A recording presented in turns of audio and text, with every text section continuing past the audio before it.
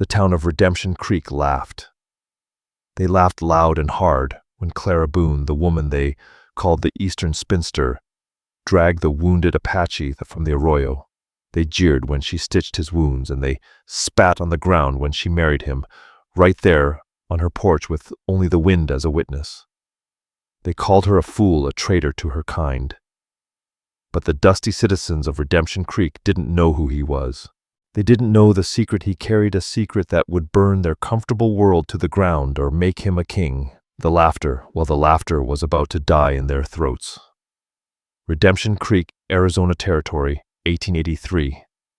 The town was a scab on the high desert, populated by men who had run out of luck and women who had run out of options. And then there was Clara Boone.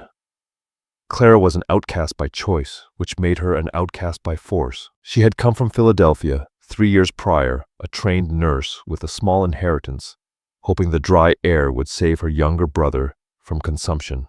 It had not. When he died, Clara stayed, but she didn't belong.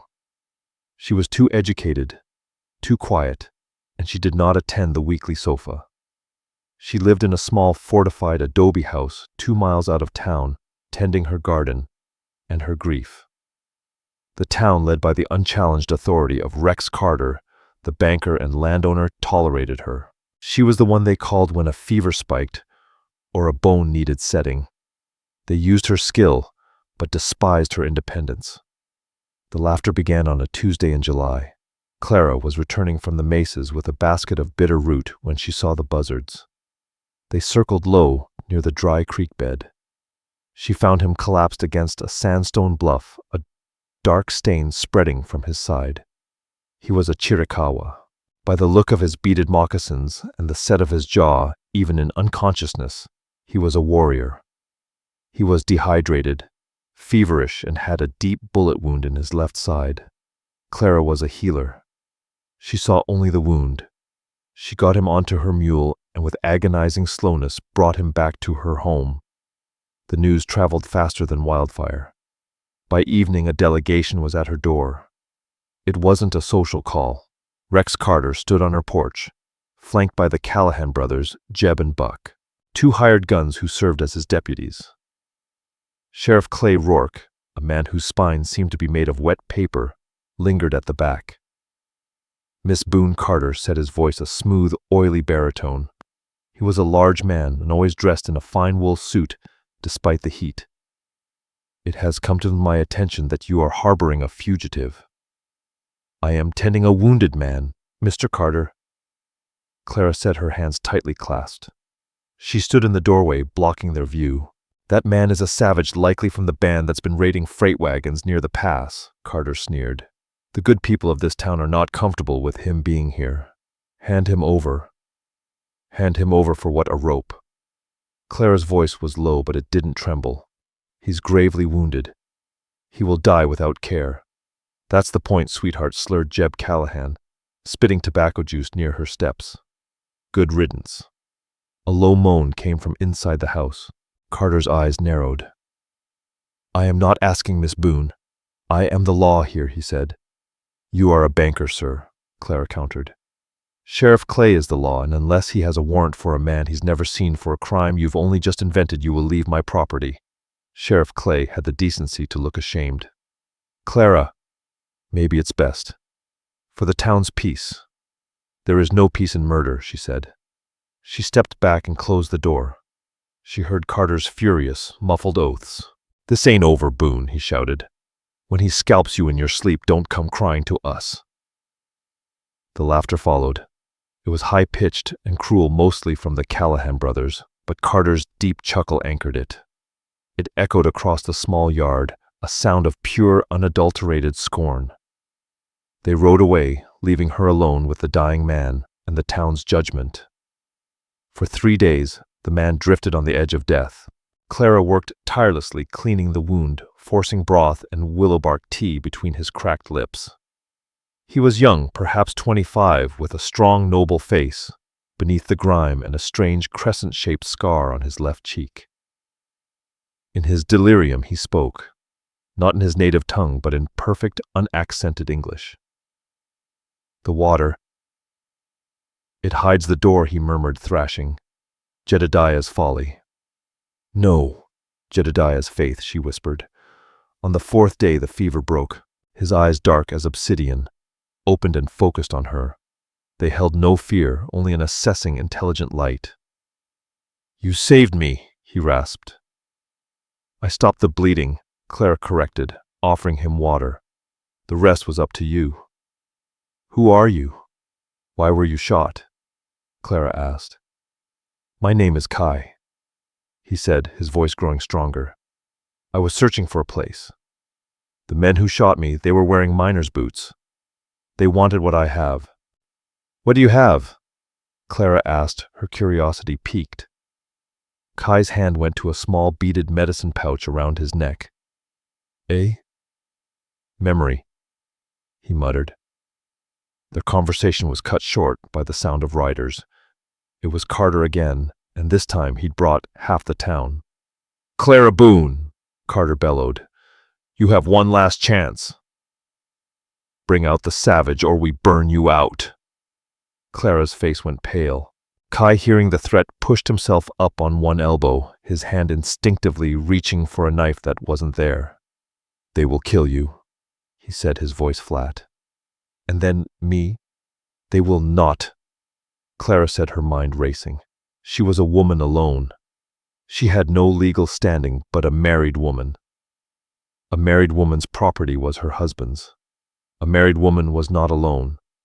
It was a desperate, insane gamble. She turned to him, her eyes fierce. Kai, do you understand the white man's law? I understand it is changeable, he said. Under our law, a man and woman can marry by declaration, by mutual consent in front of witnesses. You have no witnesses, he pointed out. They are our witnesses, she cried, gesturing to the mob outside. They are here to see it. She grabbed her father's heavy Bible from the shelf. What are you doing? He asked, stunned. Saving our lives. Do you consent, Kai? Do you take me, Clara Boone, as your wife? He stared at her, seeing not madness, but a brilliant, desperate courage that matched his own. A slow, pained smile touched his lips. I do. And I, she said, her voice rising, take you, Kai, as my husband. She threw open the door. Carter, hand raised to knock, froze. The entire mob went silent. Clara stood on the porch, rifle in one hand, Bible in the other. Kai, pale and sweating, stood framed in the doorway behind her, his hand resting on her shoulder. Mr. Carter, Clara announced, her voice ringing in the sudden quiet. You are trespassing on the property of Mr. and Mrs. Kai. You, and you, Mr. Callahan, are witnesses to this union. I demand you respect the sanctity of our home. The silence was absolute. Then it broke. Nell Gable, the town's chief gossip, let out a strangled shriek that turned into a wild, hysterical laugh. Married him. She married the savage. The laughter that followed was 1,000 times worse than the storm of mockery that washed over Clara. Men held their sides. Women hid their faces in their hands, weeping with mirth. She's lost her mind. Married a red skin. The spinster finally got a man and engine. Rex Carter's face was a mask of purple fury. He had been outmaneuvered, made a fool of. He couldn't burn down a married white woman's home, not without the full force of the territorial marshals coming down on him. But his anger was eclipsed by his contempt. He slowly removed his hat and bowed in a grotesque parody of respect. My congratulations, Mrs. Kai. He spat the name. You have made your bed. I trust you will enjoy lying in it. He turned to the crowd. Let's go. She's not worth our time. She's Apache property now. The laughter followed them all the way back to town, leaving Clara and Kai standing on the porch, bound by a vow that was both a shield and a cage. The laughter defined the following weeks. Clara was utterly cut off. No one would sell to her. The mercantile owner, Sam Henderson, would suddenly find himself out of stock of flour and coffee when she entered.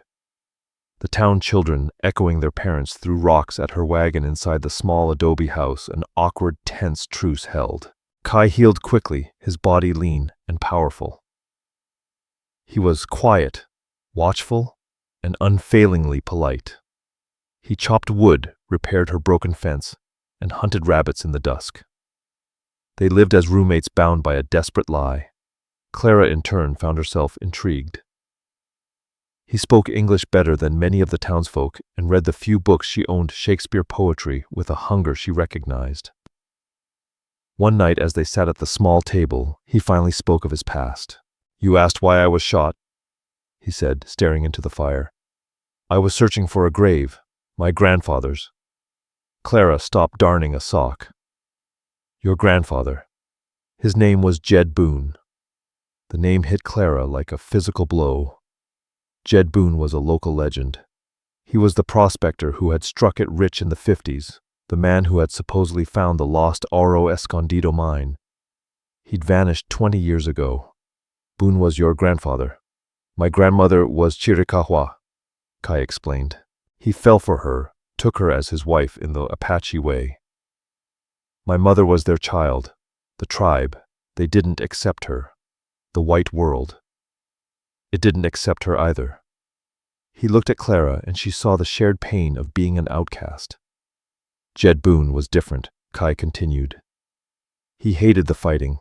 When my mother was born, he wanted to build a place for all of us, a place of peace. He bought land, a lot of land. But he was a prospector," Clara said. "He didn't have money for it." "He did," Kai said. "He found his Oro Escondido, not a mine, something better," he went on. "He used the gold he'd found to secure our future. He registered it legally in Santa Fe. Then he vanished. Some say his partner killed him. Some say he just returned to the mountains." "His partner," Clara whispered. "A man he trusted. A man he brought out west from Missouri. They started the bank in Redemption Creek together." Clara's blood ran cold. "Rex Carter," the same Kai confirmed. "Carter told everyone Jed Boone ran off or was killed by Apache, and that the mine was a myth. Carter took over the bank, the land, everything. But my mother gave me this." He touched the medicine pouch. "She told me Jed Boone left everything to his true heir. Not to his partner, to his blood, to me. I came here to find his grave and to find the proof." "What proof?" Clara asked. "A map, a deed, something. The men who shot me. I think Carter sent them. He must have known I was in the area." Clara's mind spun. The man she had married, the wounded Apache the town laughed at, was the heir of Jed Boone. The town's scorn was built on a lie, and Rex Carter was the architect. "They laughed." Clara whispered a new hard anger in her voice. "They laughed at us." "Let them laugh," Kai said. "They're laughing in a house that doesn't belong to them." Suddenly the front door burst open. Jeb and Buck Callahan stood there, drunk and leering. "Well, well," Jeb slurred. "Look at the happy couple. Mr. Carter is tired of waiting. Mrs. Kai," he sneered. "He wants your land. He's offering $500. A kindness, really." Kai was on his feet. In an instant. The quiet man gone, replaced by a warrior. "Get out," Clara commanded, her hand finding the shotgun she kept by the hearth. "Ooh, feisty?" Buck laughed. "Maybe we'll take a look around first. See what kind of fortune the buck brought with him." Buck lunged, not for Clara, but for the medicine pouch around Kai's neck. "What's in here, boy gold?" He ripped it from Kai's throat. Kai moved like a snake, his fist connecting with Buck's jaw in a sickening crack. Jeb went for his gun, but Clara was faster. She cocked both barrels of the shotgun. The click-click was the loudest sound in the room. "Get out now," she said, her voice trembling but her hands steady. Jeb Callahan, staring down the barrels, grabbed his groaning brother and backed out the door. "You'll regret this, Boone. You'll regret this." They fled. Clara barred the door, her heart hammering. Kai was on the floor, ignoring his split knuckle, staring at the ripped leather thong in his hand. "The pouch." "It's gone," Kai whispered. his voice devastated. It's gone. The proof. It's gone. The loss of the pouch plunged Kai into a dark, silent despair. It wasn't just a map. It was the last tangible piece of his mother who had died the winter before. Clara, however, was consumed by a cold fury. They think we're weak, she said, pacing the small room. They think they can just take what they want. They're wrong. They have the pouch, Kai said, his voice hollow. They have one. One, what Clara snapped. A beaded pouch. What was in it? Tell me exactly. I don't know. He admitted. My mother gave it to me. She said, this is your truth. Do not let them take it. I thought she meant the pouch itself. Clara stopped pacing. Kai, the Callahans are stupid men. They're expecting gold or a map with an X when they open it and find. What, some dried herbs, a bird feather, a smooth river stone, Kai murmured. And something else, something wrapped in cloth. They'll be furious, Clara said, her mind racing. They'll come back and Carter will be with them. He'll know what it is. Kai's powerful frame slumped in defeat. Clara, what exactly did your grandfather do? What was his folly? I only know the stories, Kai said. He loved the land. He said the desert was a holy book. He spent years walking it, mapping it. Mapping it. Clara repeated his words in her head. She went to her small shelf of medical books. Behind them was a tin box. She pulled it out. It was filled with her own records, every patient, every treatment. And in the back notes. What is that? Kai asked. My own folly, Clara said with a sigh. After my brother died, I started listening. Nell Gable, when I set her daughter's arm, she complained that Carter was fencing in the whole world. Sam Henderson at the Mercantile, he worried that Carter's deed to the town spring was shaky. Sheriff Clay, she continued, when he's deep in his cups, he once muttered that Rex Carter built this town on a dead man's handshake. She spread the papers on the table. He doesn't own this valley, Kai. He's bluffing, Clara said. He has been for 20 years. He's been selling plots, taxing businesses, and running cattle on land that isn't his. He needs what was in that pouch to make his lie the truth. A sound from outside. A horse. But just one. Clara grabbed the shotgun. Kai stood tense by the door. A knock. Mrs. Clara! It's me, Clay, came a voice. Clara opened the door a crack. Sheriff Clay stood there, twisting his hat in his hands, his face a picture of misery. They got the pouch, didn't they? He mumbled. What do you know about it, Sheriff? Clara's voice was ice. I just saw the Callahan boys, he said, avoiding her gaze. They're at the saloon showing it off. They opened it. They're laughing their heads off. Laughing, Kai said, pushing past Clara. Why? Because, Clay said, not meeting their eyes. There was nothing in it. Just some weeds and a pebble, like Jeb and Buck parading around wearing the pouch, saying they're big chiefs now. The whole saloon is roaring. Clara and Kai stared at each other. They're laughing, Kai repeated. But this time a strange, slow smile spread across his face. Of course they're laughing. What is it? Clara asked. Kai looked at Clay. Thank you, Sheriff. You've been a great help. He gently closed the door in the confused sheriff's face. Kai, what's going on? Kai turned to her. The despair gone, replaced by a light in his eyes that Clara had never seen before. He took the bait, Kai said, a realization dawning. Carter took the bait. What bait? My mother was no fool, he continued. She knew I might be caught. She knew I might be weak. He walked to the fireplace, pausing before continuing. The pouch was a decoy to protect the real proof. Where? Clara breathed. Kai picked up the wood axe. He went to the heavy scarred chopping block he'd been using by the side of the house. With 3 powerful swings, he split the thick log of cottonwood clean in 2. Embedded deep in the heart of the wood Wrapped in oilskin was a small flat package. My grandfather, Kai said, his hands trembling as he worked the package free, taught my mother many things. One of them was how to hide the truth in plain sight. He brought the package inside and unwrapped it on the table. Clara lit another lamp. It wasn't a map. It wasn't gold. It was a thick folded piece of vellum yellowed with age. At the top was an ornate seal, the eagle and snake of the Mexican Republic. Below it was a complex map drawn with intricate care, outlining a vast, sprawling tract of land. At the bottom, a series of signature stamps and a final clear seal from the United States Territorial Office in Santa Fe, dated 1854, just after the Gadsden Purchase. It was an original validated Spanish land grant.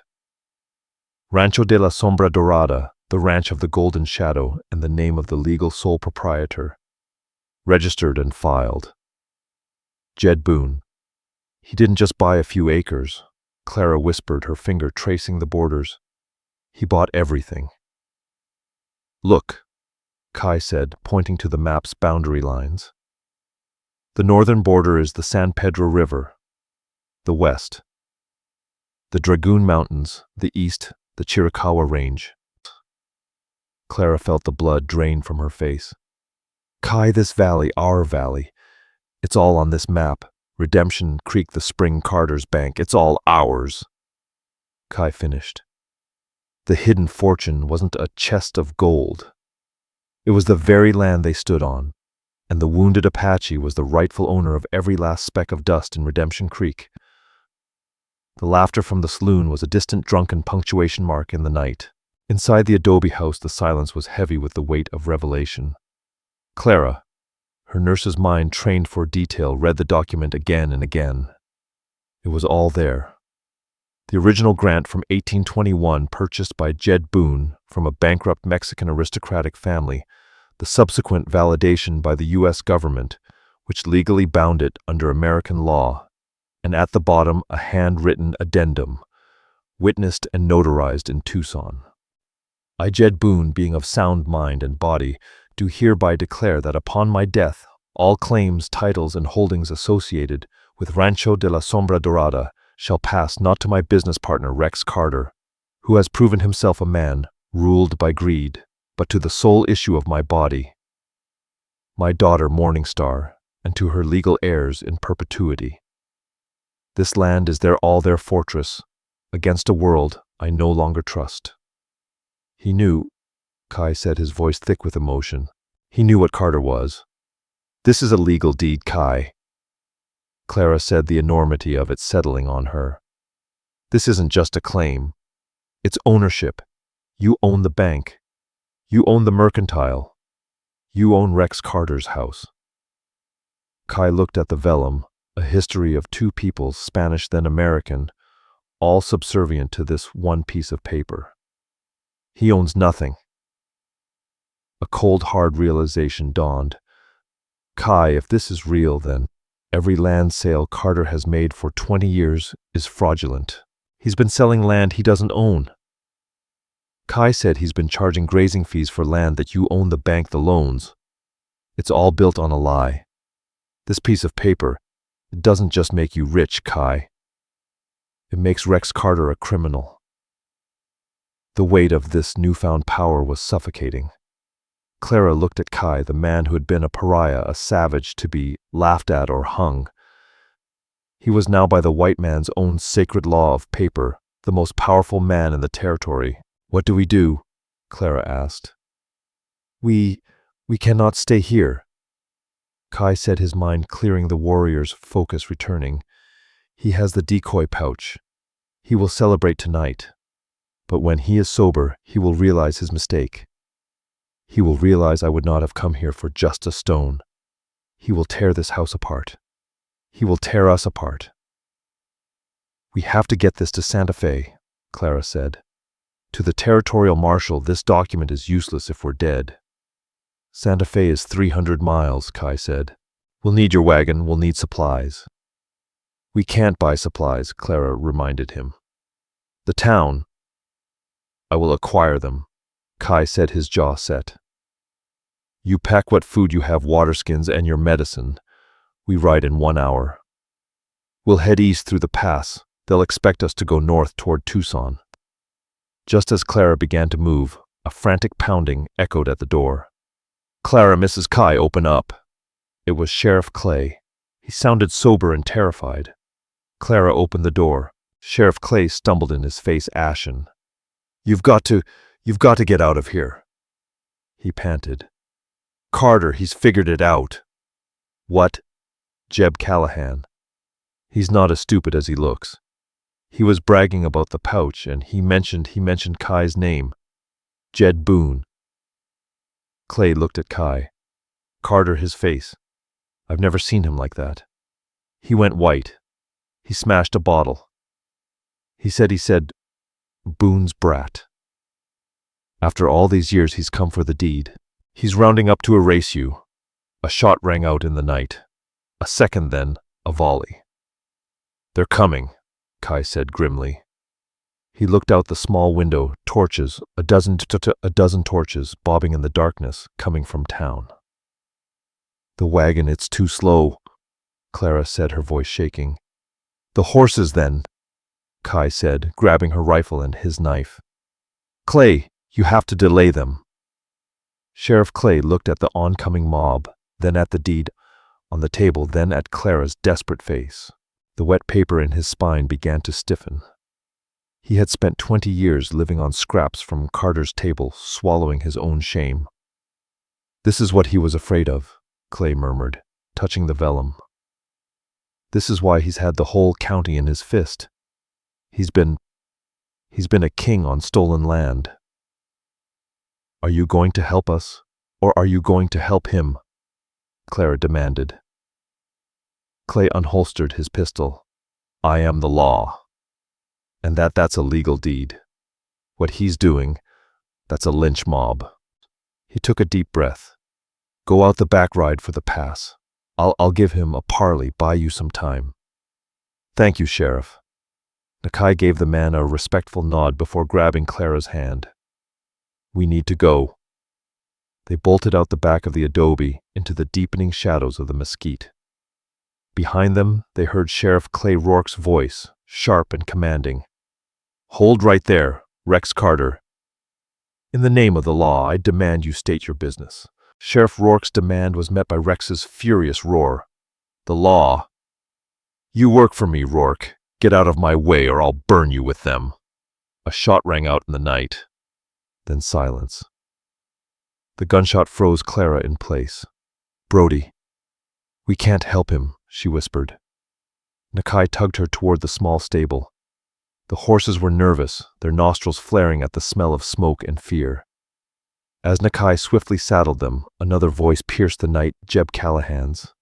He shot the sheriff. Rourke's down! The engine shot the sheriff. That's a lie, Nakai growled, helping Clara onto her horse. A clever one.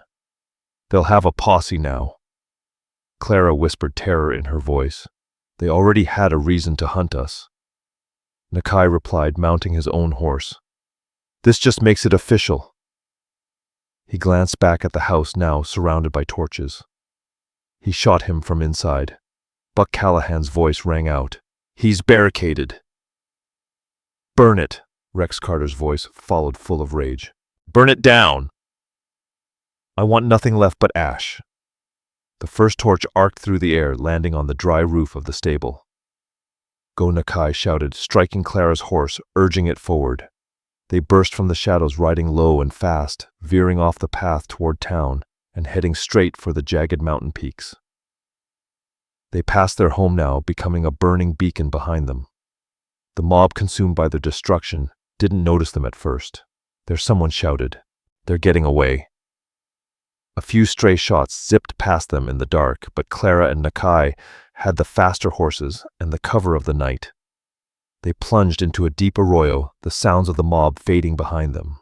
They rode for hours, pushing their horses beyond their limits, climbing into the rocky, treacherous high country that Jed Boone had once mapped. They didn't stop until the horses were drenched in sweat, trembling with exhaustion, and the first gray light of dawn touched the eastern sky. They found a small hidden spring in a box canyon, a place Nakai seemed to know. "We rest here," he said. Clara nearly fell from her saddle, her body aching. She turned to look back the way they'd come. A thin plume of smoke rose from the valley floor miles away. Her home, her books, her brother's grave, all gone. Rex had burned it all. She wept, the tears finally coming. Nakai approached her, his face grim. He placed a hand on her shoulder. "He burned the house. He didn't burn the land," Clara replied, her voice firm. "The land is ours, if we live to claim it." She took a deep breath, the pragmatism of a nurse taking over. "The deed. Is it safe?" Nakai tapped his chest. "It's inside, safe and secure. They were fugitives, now wanted for the murder of Sheriff Rourke." "He tried to help us," Clara murmured. "He did," Nakai agreed, "and Carter murdered him for it." "We've got 2 crimes to lay at his feet now," Nakai added. "Fraud and murder." The next 3 days passed in a blur of hard riding, cold camps, and constant fear. Nakai became a ghost in the mountains. He knew hidden paths, routes through solid rock, and where to find water in a place that seemed to have none. Clara saw the man Nakai had been before he was wounded, a leader, a survivor. But Rex Carter was relentless. He had the power of the town behind him. Carter sent riders to Tucson and Fort Huachuca, claiming a band of renegade Apache, led by a white woman, had murdered the lawman and burned the town. He posted a bounty. On the 4th day, near the New Mexico border, the Callahan brothers caught up to them.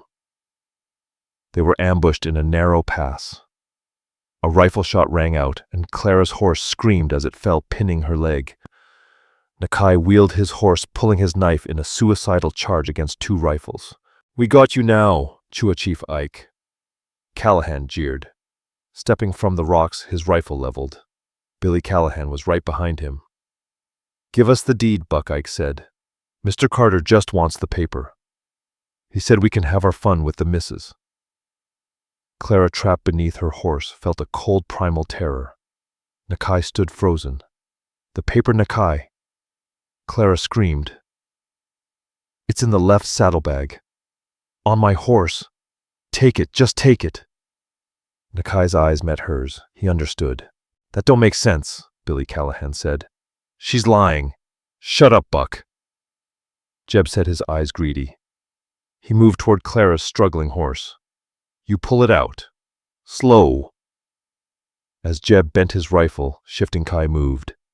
He didn't charge. He threw his knife.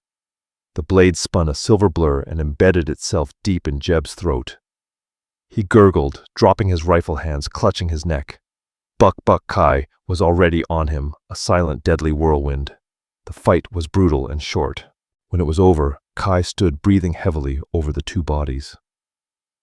He rushed to Clara, using his strength to heave the dead horse off her leg. It was bruised, bleeding, but not broken. "You told him it was in the saddlebag," Kai said, his voice shaking with the aftershock of the fight. "You needed a distraction," Clara panted, pulling herself up. "And I didn't want him to search you when he was done with me." He looked at her, the spinster from Philadelphia, the healer. She had saved him with her wits, just as he had saved her with his strength. The marriage, born of desperation and law, was suddenly something else. Something real. He didn't say anything. He just tore a strip of cloth from his shirt and began to bandage her leg. "Santa Fe is still a long way off," she said. "We have 2 more horses," Kai said, gesturing to the Callahan's mounts and more rifles. "We will make it." They arrived in Santa Fe 6 days later, a ghost and a cripple riding stolen horses. They looked like the very outlaws they were accused of being. They rode straight to the territorial marshal. He looked up from his desk as the strange, battered couple entered his office. "Marshal Clara," said, her voice strong. "My name is Clara Boone. My husband Kai and I are the legal owners of the Rancho de la Sombra Dorada, and we are here to report the murder of Sheriff Clay Rourke of Redemption Creek at the hands of Rex Carter." The marshal listened for an hour. He listened as they laid out the story, the laughter, the marriage, the siege, and he listened as they laid out the vellum deed on his desk. His eyes, which had been skeptical, grew wide. He had seen Spanish land grants before. He knew a real one.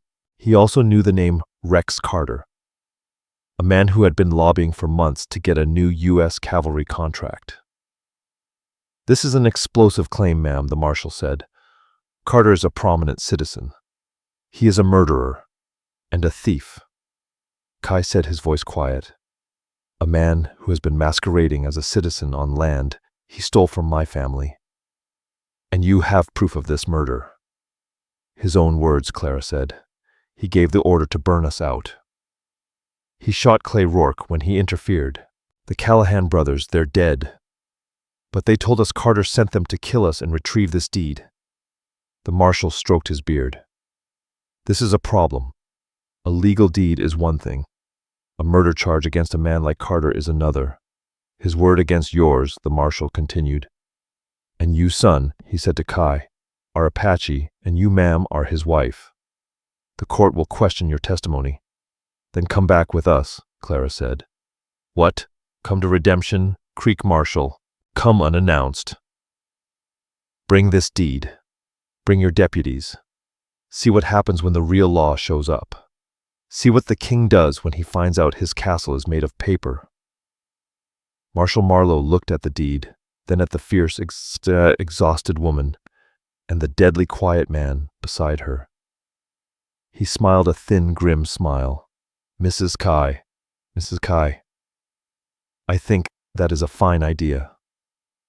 They returned to Redemption Creek 2 weeks later, not as fugitives, but as an army. Clara and Kai rode in the center of a column of 6 U.S. deputy marshals led by Elias Thorne himself. They rode into town on a Saturday when the main street was full. The laughter started again at first. The townsfolk saw them. "Look, it's the engine lover. She's back and she brought her buck." But the laughter died instantly as they saw the badges. The men in dusters fanned out, securing the street. Rex Carter was on the porch of the saloon, holding a glass of whiskey. He saw them. He saw Marshal Marlowe, and his face, which had been full of fury, went deathly pale. He knew. "Rex Carter." Marshal Marlowe's voice boomed. "I have a warrant for your arrest." "Arrest," Carter sputtered, trying to regain his composure. "On what charge?" "This is a misunderstanding, Marshal. That woman," he said. "She's a known liar, and that savage murdered my sheriff." "No, Mr. Carter," a new voice said. The crowd parted. Sheriff Clay Rourke, his arm in a sling and a heavy bandage around his shoulder, walked slowly onto the street. Clara cried out, rushing to him. "You're alive," Kai said, stunned. "Flesh wound." Clay Rourke grunted. "Your shot went high, Rex. You were in too much of a hurry." He glanced at the mob a few steps back. "I've been recovering at a friend's place, waiting for this. Heard the marshals were in Tucson, sent him a telegram." With a shaky hand he pointed at Rex. "That man Rex Carter shot me, your duly elected sheriff, in the back while I was trying to stop a lynch mob. I saw it and I'm pressing charges." The town fell silent. "That's a lie," Rex shrieked, his composure shattering. "He's in on it with them. They're all thieves." And on that subject, Judge Marlowe said, his voice cutting through the tension, "We have another matter, the matter of land." He unfurled the deed. "By the authority of the United States government and the validation of the Spanish land grant, Rancho de la Sombra Dorada. This document proves that all land in this valley, the town, the springs, the grazing pastures, belongs to its legal heir." He pointed toward Nakai. "Mr. Nakai, Jedediah Boone's grandson." If the first revelation was a shock, this was an earthquake. Nell Gable fainted. Sam Henderson, the mercantile owner, dropped a bag of beans. "He owns it," Sam whispered. "He owns my store. He owns my house," another man muttered. All the laughter, all the scorn, all the mockery had been directed at their landlord. Seeing everything unravel, Rex made a desperate move. He lunged for the gun of the man next to him, a banker, not a gunman. Nakai, a warrior, was on him before he could even raise the barrel. He didn't kill him. He didn't even hit him. He simply disarmed him with the ease of a father taking a toy from a child and held him in an iron grip. "It's over," Rex Nakai said calmly. As the marshal slapped irons on the sputtering, weeping, defeated Rex Carter, the whole town of Redemption Creek stood still. They stared at Clara Boone, the spinster, and at Nakai, the wounded Apache. They were standing on the porch of the bank, their bank. The laughter was gone. The ride to Tucson was a quiet, dusty affair. Rex Carter, bound in the back of a prison wagon, was no longer the roaring lion of Redemption Creek. He was a stooped, gray-faced man, his fine wool suit stained and torn. The power he'd once wielded, as vast and scorching as the desert sun, vanished the moment Judge Marlowe unrolled the vellum deed. The trial was a territorial sensation. It wasn't just the attempted murder of a sheriff. It was the entire audacious unraveling of a 20-year lie. Lawyers from as far as Santa Fe came to examine the Spanish land grant, and every one of them declared it the most ironclad piece of paper they'd ever seen. Jedediah Boone, it turned out, had been not just a prospector, but a meticulous, forward-thinking visionary. The people of Redemption Creek, those who had once formed the lynch mob, became Rex's greatest accusers. Faced with the loss of their own homes and businesses, they turned on him with the fury of the betrayed. They testified that he had incited them, promised them land, and even fired the shot at Clay Rourke himself. Rex, stripped of his wealth, land, and his paid-off allies, had no defense. He was found guilty on all counts: fraud, incitement to riot, and attempted murder.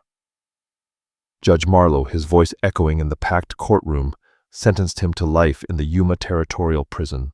Silas Carter, a man who built a kingdom on stolen land, would die breaking rocks in the sun, a prisoner of the very territory he sought to control. When Kai and Clara returned, they came back alone. The U.S. Marshals had tipped their hats and gone south. Sheriff Clay Rourke was in Tucson, getting proper medical care, his testimony already given. As they rode over the pass, the valley spread out before them. For the first time, it was truly theirs. But they didn't ride into town. Instead, they rode to the small, scorched patch of land on the hill. The air smelled of charcoal and loss. The adobe walls had crumbled.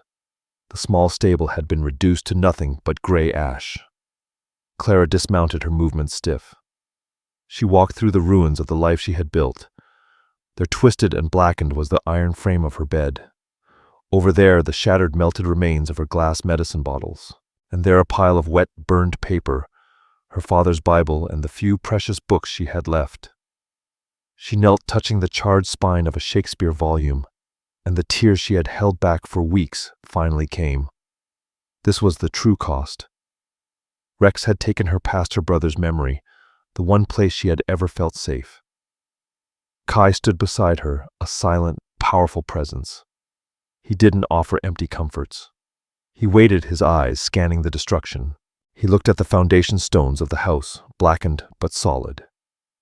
He bent down and picked up a heavy piece of sandstone still intact. "The fire," he said quietly but firmly, "it can't burn the stone." He burned the wood. He burned the paper. Kai didn't burn the foundation. Clara looked up, her tears streaking the soot on her face.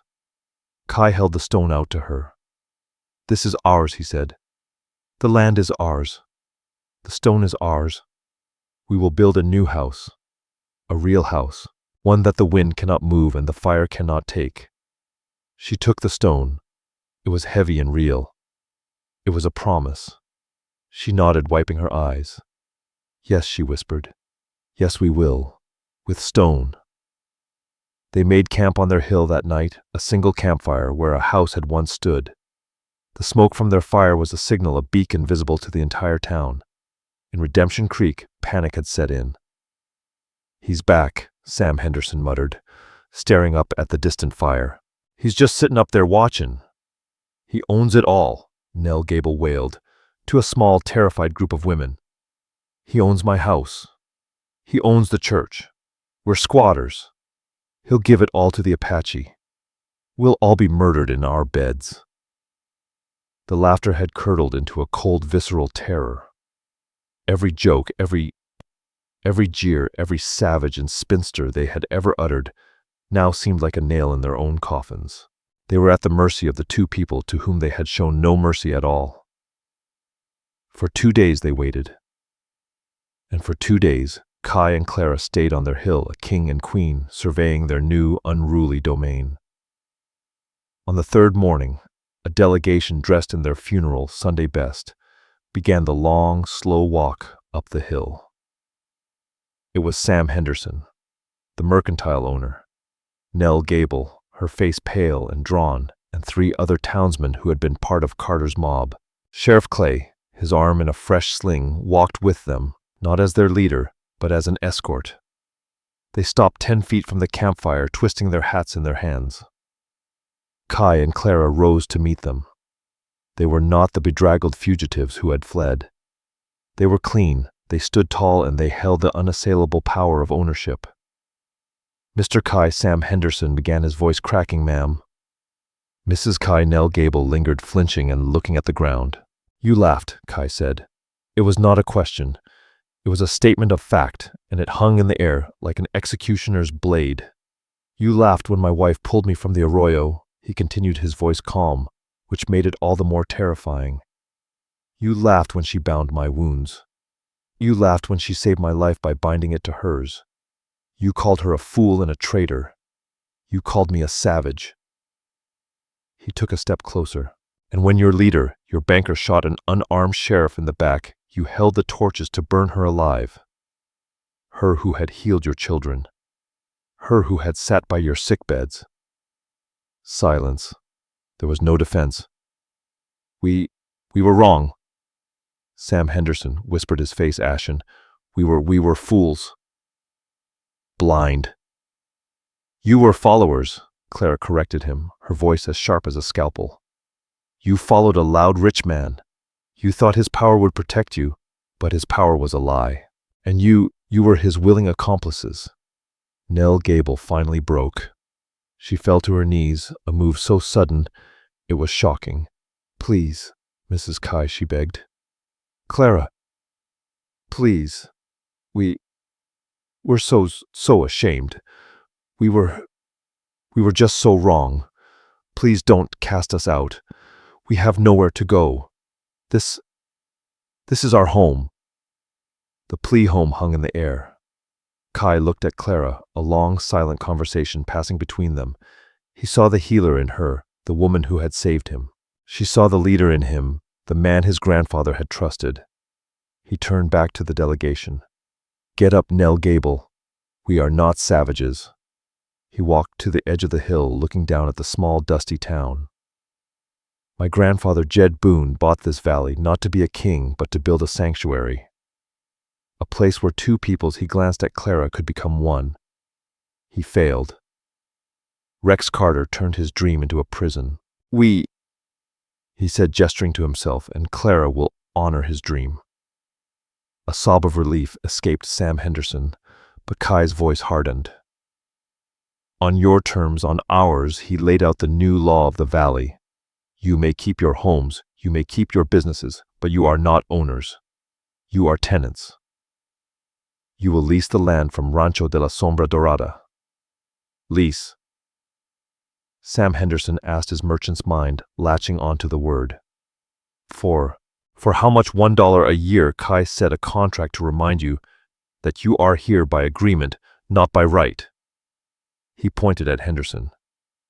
"And that contract will have terms. Your store will be open to all. My Apache kin will trade here," Kai declared. "They will receive the same goods at the same price as any white man. If I hear of a single weighted scale or a single racial slur, your lease is void. You will be out by sundown." Sam Henderson nodded, sweating. "Yes, sir. Absolutely, Mr. Kai." Kai turned to Nell Gable. "You have a powerful voice, ma'am. You will use it for good." "My wife is establishing a new school," Kai continued. "You will be her first volunteer aide. You will teach all the children of this valley, Apache and white, to read together. Nell Gable, so humbled she was almost unrecognizable, just nodded, tears streaming down her face. "It would be an honor, ma'am," she whispered to Clara. "The town's spring," Kai declared, "is not the town's. It belongs to the land. It is open to all. No man or his cattle will ever be denied water in this valley again." He turned to Sheriff Clay. "You will remain the law, but your salary will now be paid by the rancho. You work for us now. Your first act will be to hire 2 new deputies. One of them will be Apache." Sheriff Clay, having found his spine, nodded grimly. "Aye, that seems fair." The delegation, stunned by the mercy and wisdom of the judgment, walked back down the hill as if in a daze. The laughter was gone. The scorn was gone. All that was left was a quiet, stunned respect. The hidden fortune was not what Clara realized. It wasn't a chest of gold. It was the land. It was the water. It was the bank which Clara, with her head for figures, took over and reformed within a month. The hidden fortune was the power to build not just a house, but a civilization. Months later, a new house stood on the hill. It was made of stone, just as Kai had promised, with a wide porch that overlooked the entire valley. It was a ranch house, the center of the Rancho de la Sombra Dorada. In the town below, a new schoolhouse was being built. In the mercantile, Clara watched as Sam Henderson, politely and fairly, traded flour and blankets with a Chiricahua woman. The bank, now under the Thorn Valley name, was issuing its first loan, not to a cattle baron, but to a small family to buy seed. That evening, Clara and Kai sat on their new porch. The marriage, born of a desperate lie to shield them from the law, had become the truest thing in their lives. He was not Apache, and she was not a spinster. They were home. They stopped laughing, Clara said quietly, leaning her head on his shoulder. Kai put his arm around her, his hand resting on the woman who had saved him, and whom he had in turn made a queen. "Let them," he said, looking out at the valley, now peaceful in the twilight. They were laughing in the dark at shadows. The fortune was just waiting for the light. And so the outcast healer and the wounded warrior found their fortune. It wasn't just the gold in the hills or the acres of land. It was the home they built in each other, a fortress against a world that had only ever offered them scorn.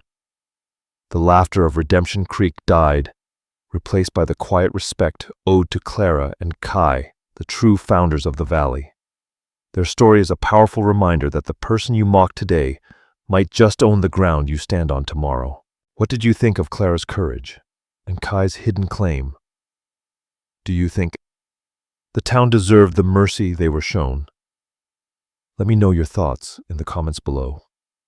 All stories are created for entertainment purposes and may include fictional elements or dramatized interpretations inspired by historical settings. We use AI tools, voiceover visuals, scripts as creative assistants. However, all content is reviewed, refined, and edited by humans to ensure emotional authenticity and storytelling quality. We fully comply with YouTube's policies regarding AI-generated content and do not use any deepfake techniques or misleading recreations of real individuals. All visuals and supporting materials are properly licensed. Sharing, re-uploading, modifying, or distributing any part of this content in any form requires written permission. We appreciate your support and respect for original creative work.